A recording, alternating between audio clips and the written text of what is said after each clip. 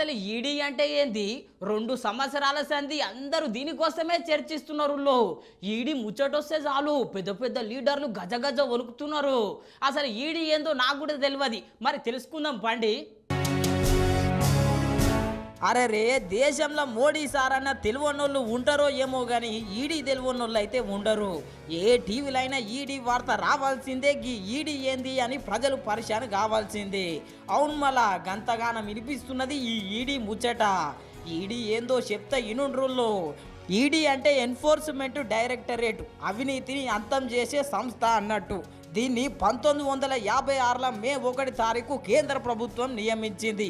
అట్లా నియమించిందో లేదో అప్పటి సంది ఇప్పటిదాకా ఎంతో మంది బడా నేతల మాస్క్ తీసి అలా ముసుగులు బయట పెట్టిందో.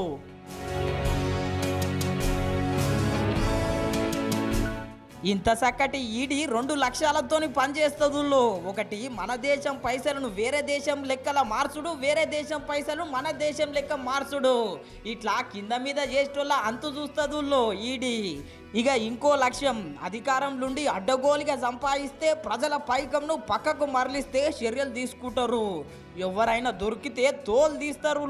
గంతగానం మరి ఎంక్వైరీ చేస్తారు.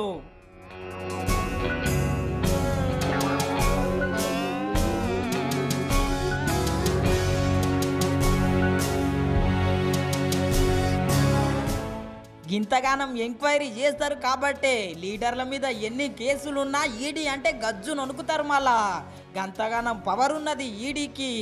జడ్జి సారు పర్మిషన్ లేకుండానే ఎవరి ఇంట్లోనైనా సోదాలు చేయొచ్చు. అడ్డగోలుగా సంపాదించిన పైసలను ప్రభుత్వంలో కలపొచ్చు. అగో గింత చక్కటి పర్మిషన్లు ఉన్నాయి మళ్ళా ఈడీకి. అందుకే ఈడీ వస్తున్నదంటే వాతావరణం అంతా వేడై